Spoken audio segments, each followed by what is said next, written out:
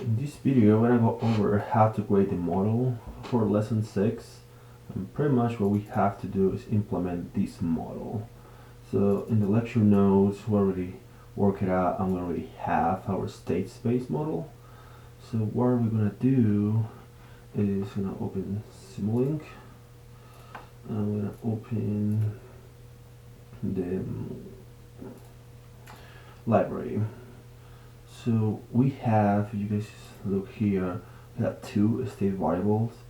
So it's a good indication that we'll have two integrators. So I'm gonna go to my continuous blocks and use an integrator here.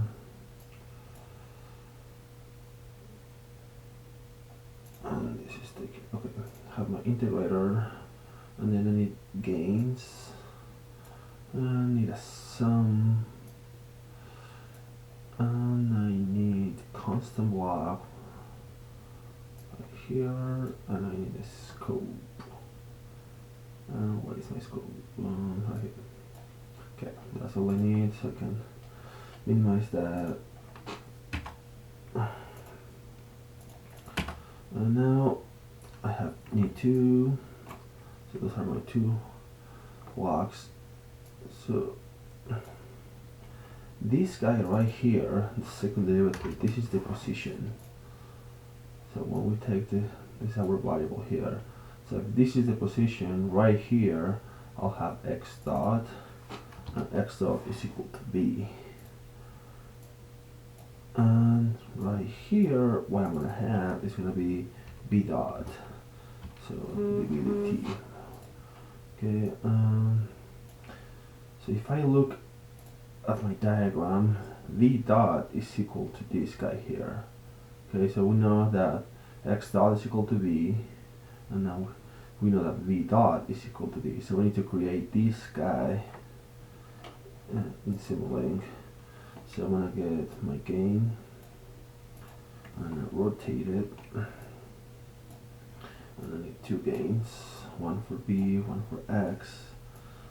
So one is going to be connected to V.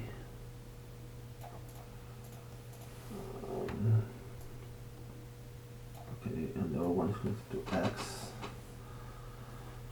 And this, you guys, we need this guy.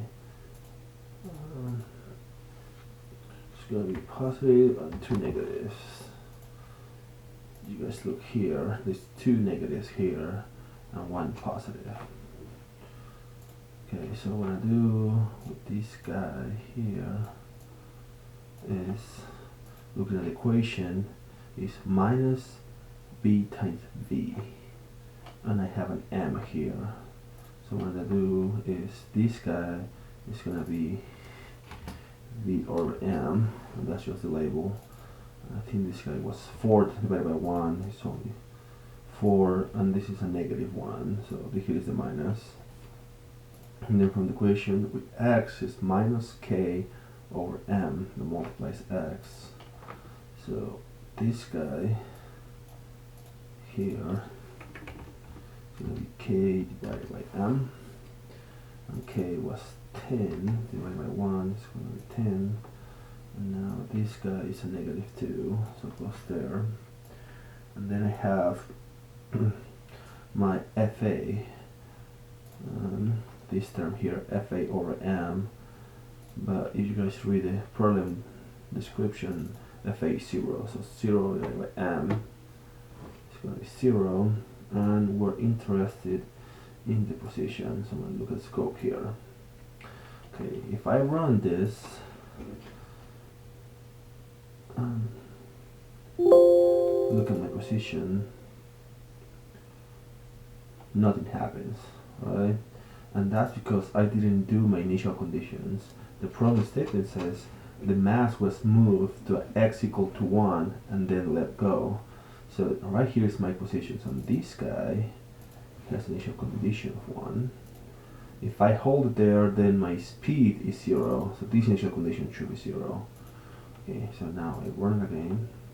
And I look at that, and that's what I expected to see. It starts at 1, goes down, and settles down at 0.